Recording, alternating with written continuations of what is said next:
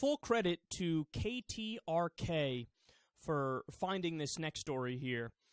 A pastor named Philip Missick of the King of Saints Tabernacle Church walked into the Austin Memorial Library recently, and he was beyond outraged at what he saw.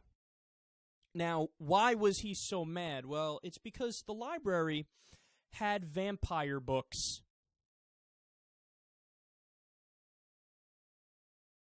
Yeah, there's nothing more to the story. The dude is legitimately angry because there were vampire books and demon books and books about the occult, as he put it.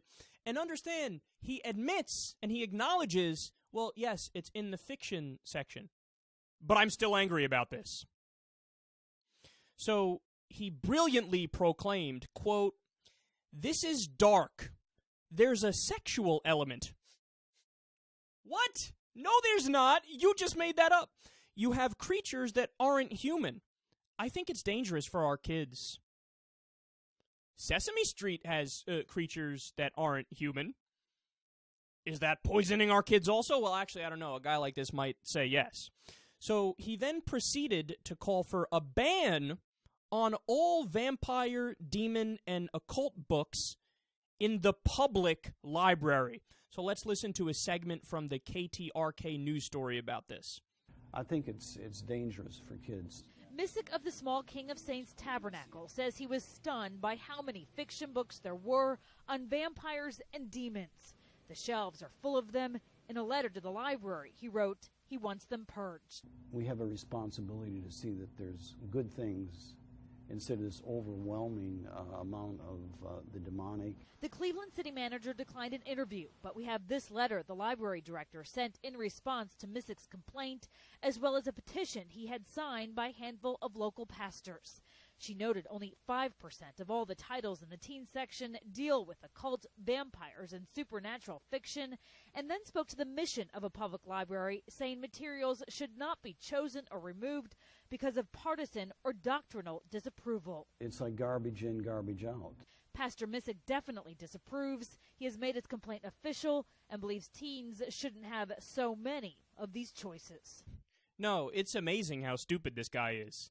Like, it's almost as if you went back to 1796, took a guy who was ignorant back then, put him in a time machine, he came out today, and now he's commenting on stuff that exists today. I mean, think about the precedent you would set if they actually got rid of the books. So what you want is a system where we can cherry pick what books are legal and illegal based off of your own opinion, and then you've opened the door to insanity. You want to talk about a genuine slippery slope? So then what's to stop every single conservative town in the United States of America to ban every kind of liberal book you can imagine? So you could ban all kinds of academic books. You could ban all kinds of textbooks. You can ban discussions of certain different political ideologies and systems. You can ban anti-religious books like Richard Dawkins or Christopher Hitchens or Sam Harris. And look, you could look at the flip side of that too. I mean, there could be some really, really liberal towns that say, yeah, you know, we've had enough of Rush Limbaugh books in this area. We're going to ban them. You're not allowed to have a Rush Limbaugh book, a Bill O'Reilly book, and stuff like that. And understand something, man. I despise those guys to my core, and they lie nonstop, and they're always factually incorrect whenever they talk about politics and the issues of the day. But that doesn't mean I want to ban them. I actually believe in this radical thing called freedom. No, what's stunning is that this guy has no idea. He's totally oblivious to the fact that he agrees with the likes of Joseph Stalin. He agrees with radical communists. He would agree with the Gestapo and fascists. He agrees with dictatorships and tyrannies and monarchies and police states, and you name it.